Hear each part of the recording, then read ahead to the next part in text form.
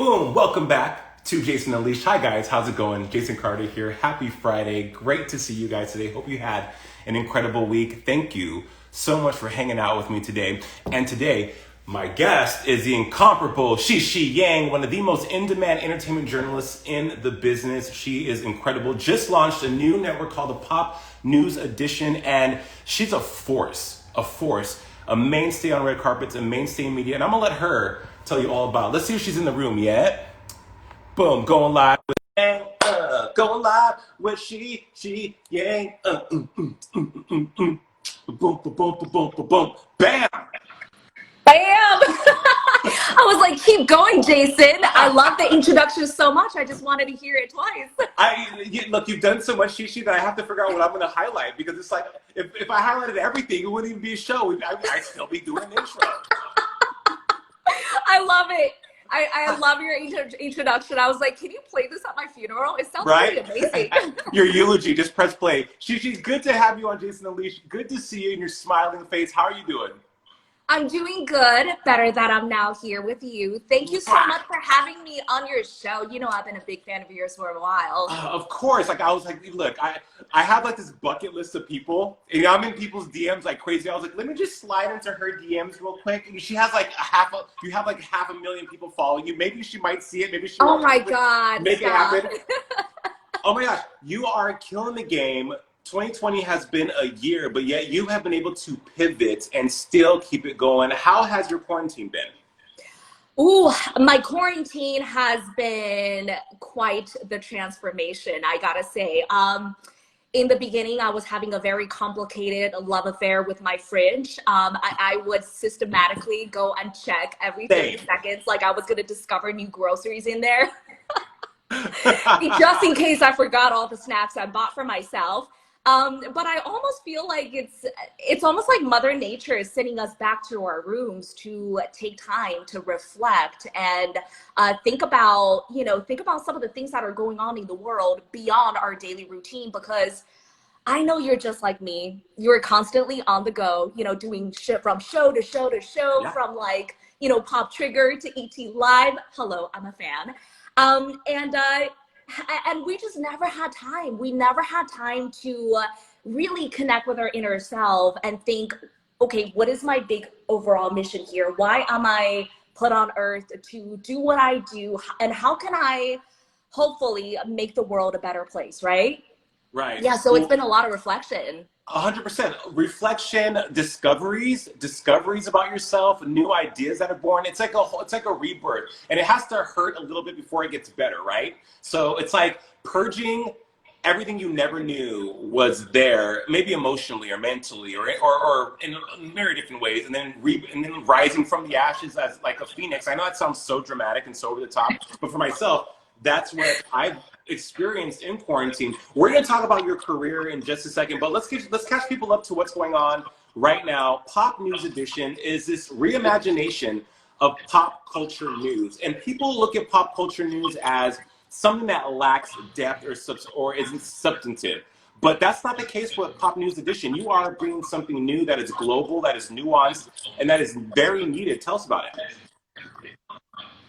Well, it really started from my own background because, I know you're familiar with my story. I would love to say I was walking around and got discovered on the street, but that wasn't the case for me. I really had to find my own way. They say like, often like opportunities will knock on your door when you prepare, but honey, I had to build that door. Right. That door wasn't there for me. Partially because, I'm obviously Asian American, something a little different in the world of entertainment news, red carpets, celebrities. And I remember like being 19, meeting with so many huge broadcast agents here in Hollywood, and they all wanted to sign me, but their condition was that they wanted me to change my name. Right. They were like, how do you pronounce this name? Can you change your name to be Michelle Yang or Jessica Yang so Middle America can trust you? I was like, well, what next? So like, even if I, change my name to Jessica Jones, I'm still going to walk in like this. Right.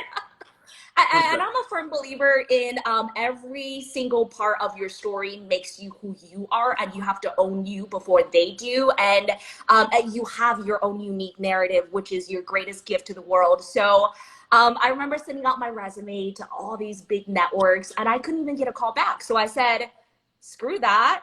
I'm gonna, put my own little thing together. So I went to, now I'm testing your Los Angeles knowledge here. I went to La Coracal, which is deep in the valley, probably like the least expensive electronic store that you could find.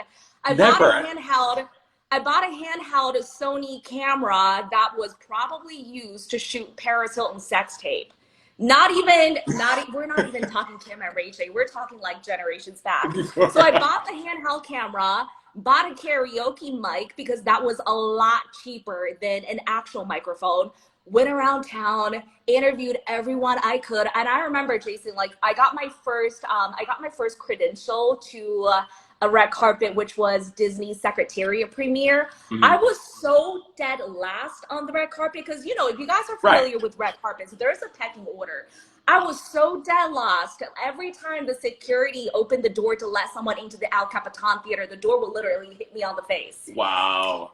So there I was, standing there, dead last on the carpet. I would have to like hop behind the rope to press record, make sure the celebrity doesn't leave, get in front of them again, and then start talking.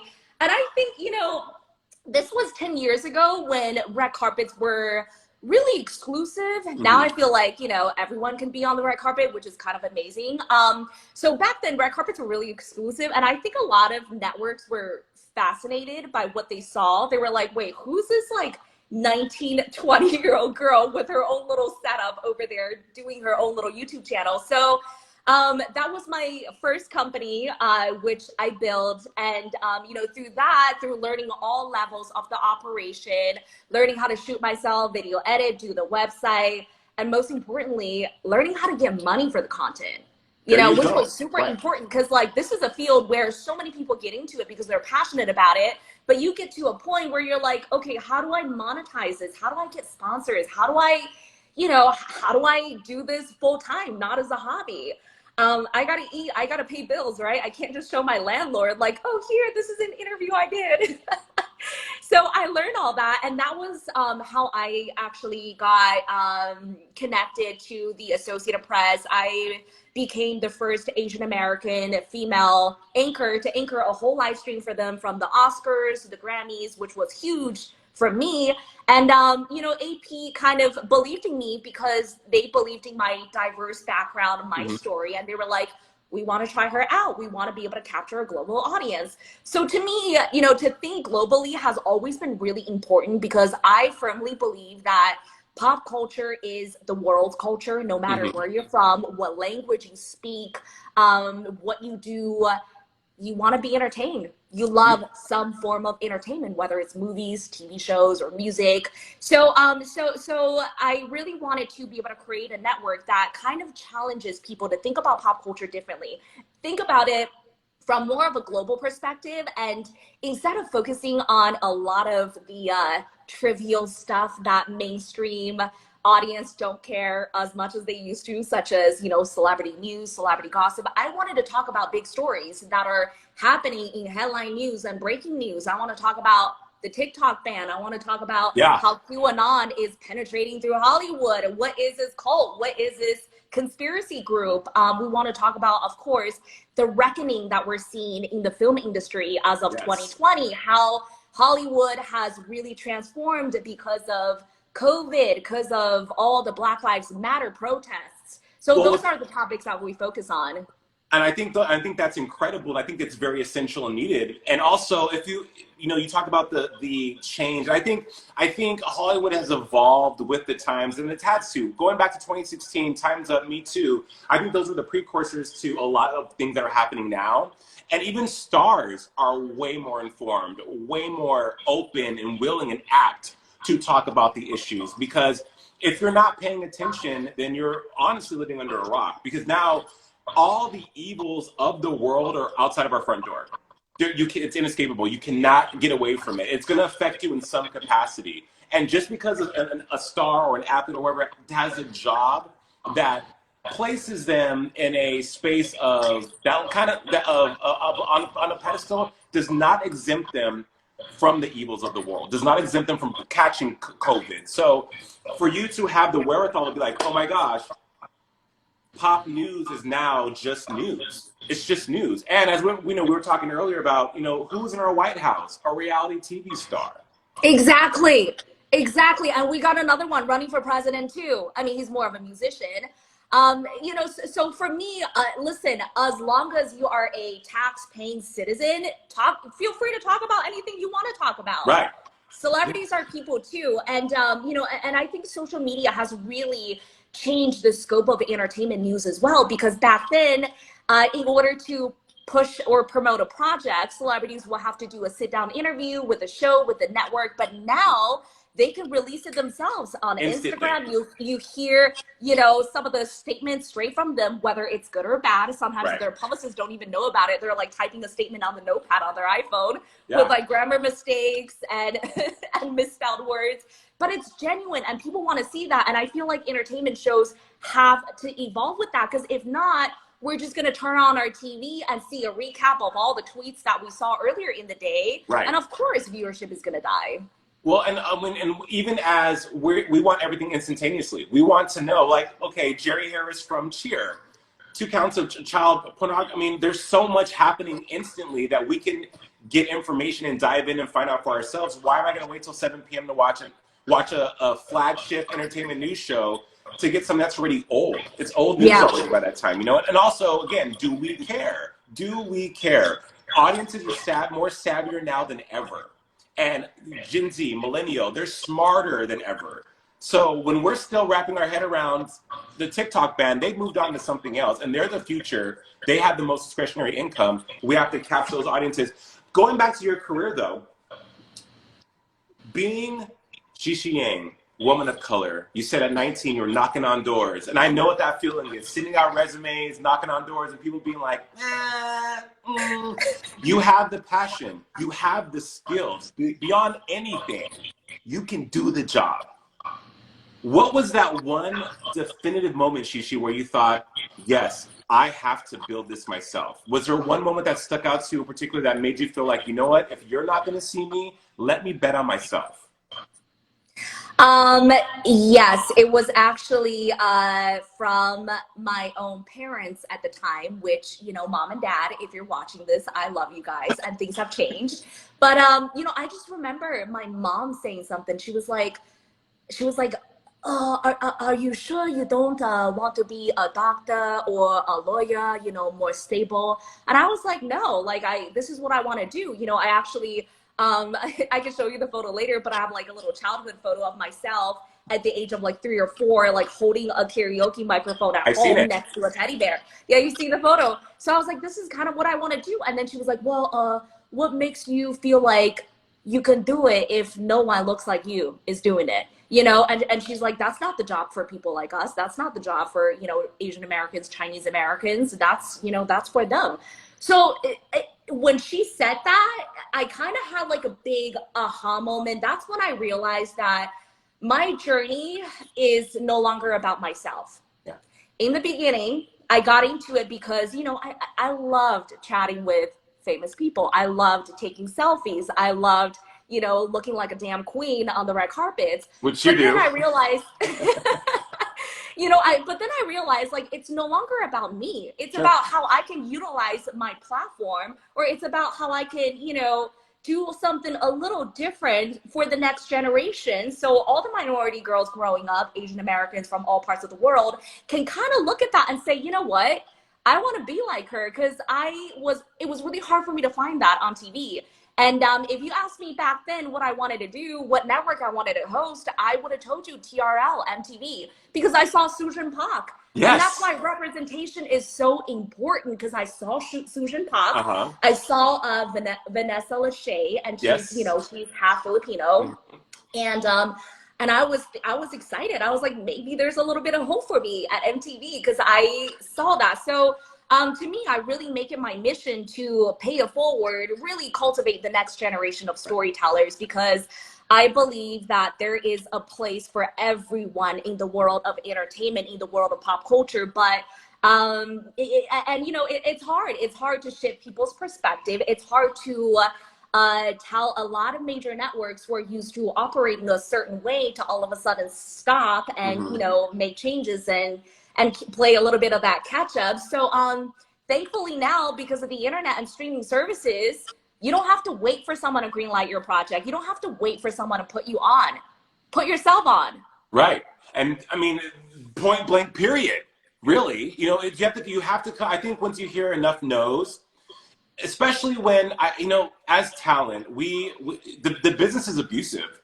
Point blank, it's abusive, right? Very. Like, they tell you what you aren't, what you're not going to be, what you need to be, who you should have been. Amen. And no, right? And real quick, shout out to Rasha Goel, to Arnell Carver. Hi, Rasha. Everyone's watching. They love you. Yummy Cupcake. This business can wear on you, and it really makes you question who you are at your core. No matter how thick of skin you have, and you have to really cultivate a really thick skin. But when you're told no, or when every door is shut, or you're on a path and then you have to redirect, regrouping takes so much out of you. But I do think the payoff is when you finally have that, as you said, an aha moment where you're like, you know what? I'm done asking for permission. Ooh. I'm done, right? I'm done needing validation and approval from Johnny Smith at said agency, or hosting coach in West LA, or whomever. Let me do this for myself. And isn't it wonderful and truly amazing how the door isn't open in a different capacity when you do bet on yourself? Jason, you hit the nail on the head. Freaking men. It's really exciting. It's really scary because, there are days when you question if you really are crazy. Yeah. Am I crazy? I would love to say this, the path to success is like a straight line, but that's not it. You go through your ups and downs, but consistency is really key. But I also think, Jason, the older you get, the more business experience you have, the more you realize that nobody knows what the fuck is going on. You take 2020, for instance, nobody could have predicted COVID. Right. Nobody could have predicted our whole world was shut down across all sectors, all industries. So then that kind of makes you question, okay, so if nobody knows what's going on, and if this is what I fundamentally believe in because of my personal experience and, our generation and all our friends and colleagues talking, blah, blah, blah, then, why don't I just give it a shot? Why not? And I think, Shishi, it's in that choice. And again, betting on yourself and believing in yourself that the biggest growth comes, because, we're always waiting for that 3-year contract with the show, or that opportunity that's going to elevate your career. But there's something to be said about taking a risk on yourself, creating the product, putting it out there, consistently putting it out there, you have been able to connect with close to 100 million people globally, right? With millions of views on everything you've done, all because you decided to say, hey, let me do this for myself. Let me pave my own way. That to me is equally, if not exponentially more important than getting a paycheck or that 3-year contract. We love a check. But the growth, but Amen, Jason. You're so right. And I think a lot of hosts, especially people who are interested in having a career on camera, I think in the beginning everyone's mind is, I want to work for a big network. Right. I want them to validate me and put me on. But I'll be honest, networks don't make stars like they used to. They don't. And like the Vanna Whites and the Tom Bergerons of the world are from a previous generation. Mm-hmm. Now it's completely different because of the internet. And, we were kind of at that intersection between traditional television and internet. I remember back in 2007, 2009, when, YouTube was just exploding with its first generation of YouTube celebrities. A lot of people from major entertainment networks, a lot of people who worked in media still didn't believe in YouTube. They thought it wasn't professional enough. They thought, oh, that's just a YouTube video. That's, this and that. But if you look at what the entertainment, some of the entertainment news programs on television, what their ratings are on a daily basis, a lot of the influencers have more reach. 100%. So I think the model of traditional entertainment media as we know is gone. So it's all about finding what's going to work for the next phase. I agree with you wholeheartedly. Also, there's some influencers that refuse. There was a time too where networks were realizing that, and so they were plucking these YouTubers and placing them in jobs that we should have. Yes. Because I do think, I believe with all my heart, Shishi, that you have to know how to do the job to be good at the job. Amen, right? Jason. Yes, Right? I believe that. Yes, knowing the right person can get you through the door, and but who's gonna make you stay in the room? That's gonna be you. Right, because you have to perform. You. And and if you don't come from the background of learning how to do everything yourself, and doing it all and really connecting with the audience, putting out quality content, I don't care how many millions of followers you have, it's probably not gonna last because it's gonna be a hot mess. Well, we've seen some hot messes. Remember the red carpet, the daytime Emmys red carpet years ago where they had the influencers? Hot mess. But good for them. It was an opportunity for them. We love it. But I just think it goes back.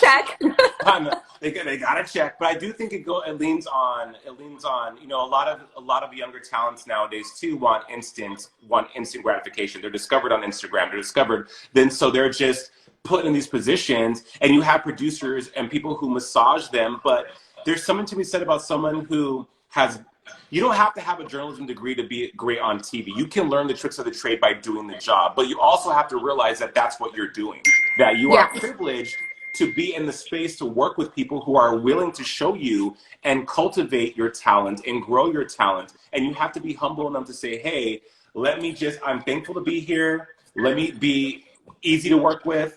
Let me be a sponge. Those are the talents that have longevity, but I've seen some talents that get a great opportunity, great agents, great team, discovered whatever, and they squander it, where you have someone like as yourself or me or the myriad of other people that have been, I would say, grinding it out for years, that would have gotten those chairs and smashed it and really been valuable and bankable for a network. And everyone deserves an opportunity, but it's just knowing what the opportunity entails and the value of those opportunities. I think that's lost on the younger generation. And I could be wrong. That's just my opinion.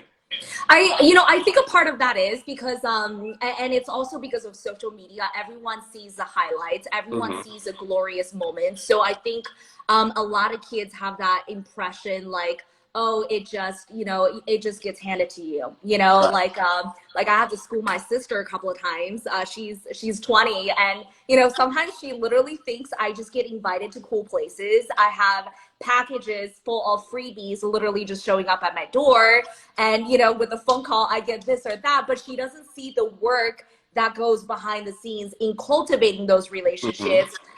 Delivering on, all the deliverables that you promise, whether it's like interviewing or product posts, all that stuff. So there's a lot to be said when it comes to hard work. But I also believe that when you're good, nobody else can do your job. When AP first, when AP first gave me the microphone, I said, okay, we're going to have you anchor the live show.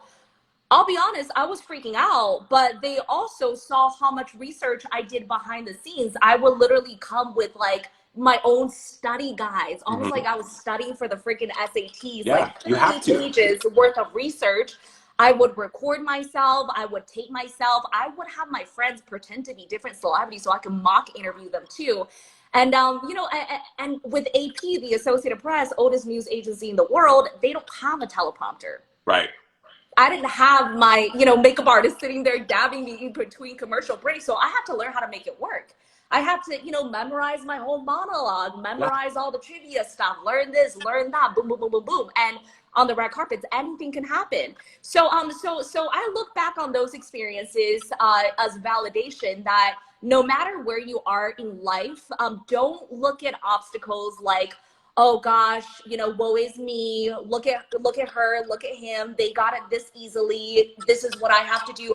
Really appreciate the grind. Appreciate the grind. For every problem, there's a solution. And when you know how to master it, when you know how to problem solve, you're just learning to be more resourceful because you don't know where life is going to lead you. It's all going to make sense looking back. I promise you. Going forward, it's hard to see where we're going to end up. By looking back, you can say, so that's why I had to do that. That's why I had to do my own little ghetto production at the end of the carpet with a karaoke microphone. That's why I had to learn how to like build a website before, you know, teams of people hacked it for whatever reason. Everything comes with a price, and we're learning every single day.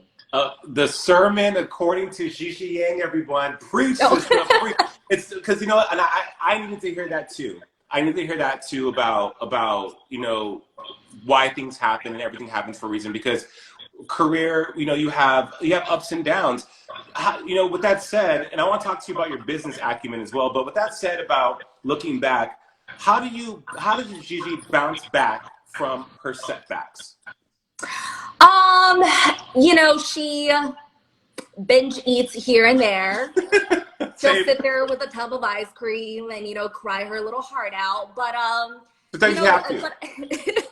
But I think I just remind myself every single day that this is what I'm committed to doing. And my journey is no longer about myself, about my personal achievements, because I have girls from all over the world, minority women who want to pursue media, do what I do. They want to start their own business, looking up to me, messaging me for tips, and I love to mentor them. So I feel like I feel like there really has to be that fundamental faith where you're not just doing this for yourself, but there is that greater purpose, whether it is you wanting to better your life, your family's life, or you know, paving way for the new generation to come. There has to be that service aspect to it. Yeah, and I think also altruistically, when you give, you also receive. And if you want to get like, you know, with the universe, law of attraction and manifestation and whatnot, you know, a lot of people, I have friends who've started companies that were born out of a lack of something, or they feel like they need that someone that they could benefit someone else by this service. And it's just so cool to see how, because they came from a place of goodness and they came from a place that was authentic and, like, as you said, of service, and it wasn't about them, how those things have flourished, and how the things that when they were really trying to be, and it's okay to be selfish, and not, but selfish in a way that isn't detrimental to yourself or detrimental to anyone else. But it's so awesome to see that when you do good work and there is that underlying theme of just compassion and kindness, what comes of that and what comes back to you. Really, I think Amen, Jason. Yeah. I think, you know, at the end of the day, you and I are both storytellers, and you know, my whole mission for Pop News Edition is I traveled around a lot back last year, backing our old life. Our old life. And and it was such a shock to me because I lived in LA for a long time. I lived in LA for I want to say 8 years before I started dividing time between LA and Omaha, Nebraska, which is like the middle of, right in the smack of the middle of the country where my fiance was finishing dental school. And through talking to people who are outside of the quote unquote LA bubble, because you know, when we live in LA, it's like you eat, sleep, and breathe entertainment. Everyone's going to like a launch party every single night, and that's all you did, right? But when you step out and you start connecting more to, even forget globally, just from outside of California, you start realizing how disconnected entertainment news has become. You know, I would tell people what I do, and to them, they're like, wow, that's so cool. You get to meet all these, you know, you get to meet all these celebrities, and you get to, you know, play Barbie, get dressed up, go to fancy events. But the overall sentiment has been, yeah, I don't really keep up on entertainment news. It's just, it's kind of trivial. Yeah.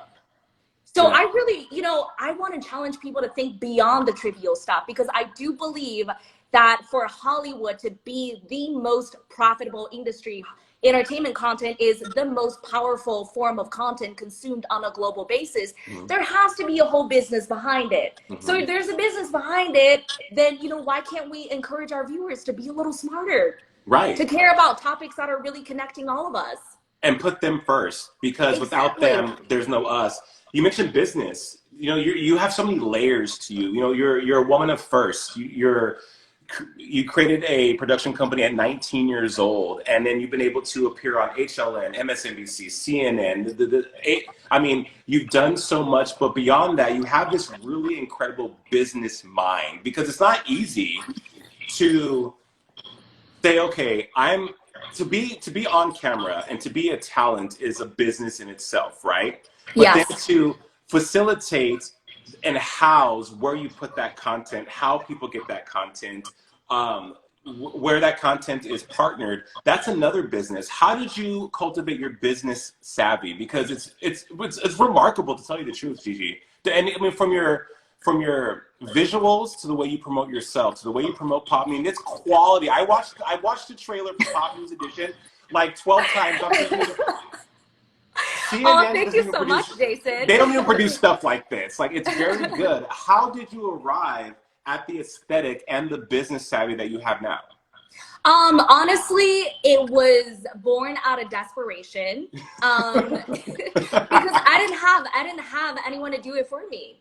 Yeah, right. I didn't have anyone to do it for me. And I came to a point in my career where I realized, you know, I didn't just want to be the talent, because I wanted to control my own narrative. And nobody knows me better than myself. So, you know, I realized I had a lot of people helping me in the beginning of my career, giving me this advice, giving me that advice. But it was like, it was listening to so much noise that, you know, I got confused. I didn't know what I should do next. So I kind of decided to take it one day at a time, start knocking on doors, right? If people are consuming content, there has to be a structure of how to monetize the content. Well, the structures change every year, but fundamentally, it's all the same, whether you are embedding ads or integrating them somehow in the program, or, you know, you've locked down some type of syndication deal with, you know, various places. In the beginning, it was like MSN, AOL. Now it's, you know, Netflix, Hulu, different streaming services that are, by the way, always looking for good content. Right. So I just, I learned how to put together a business plan, literally by Google. Just Googled, how do you do a business plan? Compared it from business plans across various industries. Learned, okay, have to have a mission statement. This is what you do for marketing. This is how you, you know, calculate all the finances behind the scenes. And to me, it's been really rewarding, because I remember watching an interview that Tyler Perry did, who is, by the way, the richest man in showbiz right now. And Tyler Perry was just talking about the importance of ownership and the importance of learning how to do all levels of the operation by himself. Yeah. You know, he would go into a set and he would literally help set up the boom mic, set up lighting, set up this, set up that. He had to do it himself, because not because he couldn't afford to have people, but because just because you're paying someone doesn't mean the job is necessarily done correctly or in line with your vision, right? Yeah. And of course, you know, I'll be honest, a lot of people are, you know, when they're just working, they're kind of like, oh no, we don't know how to do that. To do this, we need X amount of budget. To me, money has never been the problem. It's more about being resourceful with what you have. Don't operate out of the mentality of, I need more money, I need this, I need that to make your dreams happen. Start being resourceful. I mean, look at this. This is my little, like, I know this is super messy right now, but this is my green screen. This is my little home studio where, you know, where the magic happens. And I learned how to hire video editors from overseas. So that way, when I go to bed at night, I can turn over the content to them and boom, the next morning they'll have it edited. So all those resources are out there. All you have to do is start taking it one step at a time and start asking the questions. Yeah. Yeah, and start asking the questions and start questioning the givens, because people will also tell you things that are like, well, that doesn't make sense, but because a lot of talent also feels like they aren't, you know, it's like when you get your first agent. Your agent could be the shittiest agent ever, but you're so happy to have an agent that you don't really take them to task. Because you don't think it's, you're worthy to be like, hey, this doesn't sound right, or why is this happening, or can we have this conversation, because you're like so happy to have an agent because it's so hard to get one. But you have to start really questioning, if you want something, you have to be willing to, as you said, take ownership of everything, all encompassing, and that sometimes is the ugly parts of it. Really? It really is. And Jason, for us being, you know, people of color in the world of entertainment and the world of entertainment media, you know, a lot of the times we have narratives placed on us. You know how many auditions I went to where they wanted me to be like the stereotypical cookie cutter Chinese American girl who, you know, doesn't speak English, knows how to do Kung Fu, which I don't, and I'm horrible at math. So I failed all the stereotypes. But you get to a certain point where you're like, wait, this doesn't really make sense. It's not who I am, and it's not the world that I see around me. So you really don't have a choice but to listen to that inner intuition. And if you think about the odds that you've had to overcome, you know, in your life to get to this exact moment, you're going to look at your life as a miracle, as a blessing, and realize, of course, I'm going to have big ideas. Everything makes sense. Of course, I'm going to have these nuggets of intuitive thoughts that I have to pay attention to and follow through, because this is what I'm set to do. Right. Rasha says, and trust yourself and your talent. Aaron Rodgers. Oh, we love Rasha. Hi, Rasha. Aaron Rodgers said you have been dropping gems all interview long, and you have, Gigi. And I think that's one of the reasons why you're so successful and why you're so so many people. Sweet, Jason. I mean, I can't twerk, so I can't have an OnlyFans. So I guess the only gem I can drop is knowledge. Hey, I thought about having an OnlyFans, and I too can't twerk. I'm a really good dancer, but to your point about being a people of color, I don't know how many times I went to auditions where they wanted me to be like, yo, what's up? This is Jason. Like, or an athlete, or can you rap? Are you a rapper? I'm like, oh my gosh, no, I'm not a rapper. Like, I wasn't black enough. Because they had this preconceived notion of what a black man is, and they wanted, you know, we're not a monolith. Asians, anyone of the Asian diaspora or any of Asian descent, you guys are not, you are not a monolith, we're not a monolith. There's so many different beautiful layers and blankets that we wear in our everyday lives, right? So when I would go to these auditions and they would tell me these things before, because you wanted the gig, you would put up with it. But now, and when you get into your 30s and you get especially into your 40s, you're just like, you asked me what? No, you know what? Thank you for having me. I'm out. You know, because your worth is worth more sometimes than that actual job. Absolutely. You know? Absolutely. And I want to challenge, you know, and inspire everyone who's watching this right now to start looking and making decisions in terms of what you want to create. Don't base it on stability. Because when you're new to the industry or when you're new to the world of business, you get into really awful deals and sign really bad contracts because you want to be quote unquote stable. Right. You know, so now, like, if someone were to give me a 4-year contract, I don't even know if I want to take it. I'll be honest, we got to look at all the restrictions of what we can't do. Mm-hmm. Yes. You know, and it's just, and that's the reality. We don't want to be safe because I'm done. I'm done placing my life and placing my faith and my narrative in somebody else's hands, hoping that they can create my dream, because they can't. It's up to me. Right. And how many times have we done that only to be let go, or to be not seen, or to be brought into a room because you were a box that was checked, not because they really valued your talent and your seat at the table. I can't tell you how many times we're looking for a black host. Cool. They hire you, okay, money, and then you get the job, and it's nothing that they promised, and you end up feeling less than and having so much eroded because of what you sacrificed, because for stability, for the outfit that looks good to the world, but behind closed doors is a hot ass mess. And seriously, girl, and the time that's wasted. The time. Jason, I've had an experience where I was literally sitting in the trailer, getting my makeup done, getting ready to go live on air in like 3 or 4 hours that day, and I was pulled off the job because the executive made a decision to replace me with someone who, quote unquote, is more of a celebrity. Yeah. Now, in any other industry, HR would have gotten a phone call. Right. I would have, I would have gotten paid. I would have been able to sue for ownership. But in this one, somehow we're expected to just take the L up our ass and be like, oh, okay, I understand. Yeah. And take the L, but also never speak about it to anyone because you don't want to burn a bridge. That part right there. And it's part right there. And it's so, and Shishi, that to me is, look, fine, the check is gone, the opportunity is gone, but when you ask me to compromise my humanity and you try to control not only my career, but also the narrative that now I have that's been placed on me, the trauma, really, that's now I have to stay quiet about that because I don't want to burn a bridge with a potential employer. But it's like, well, what about my well-being?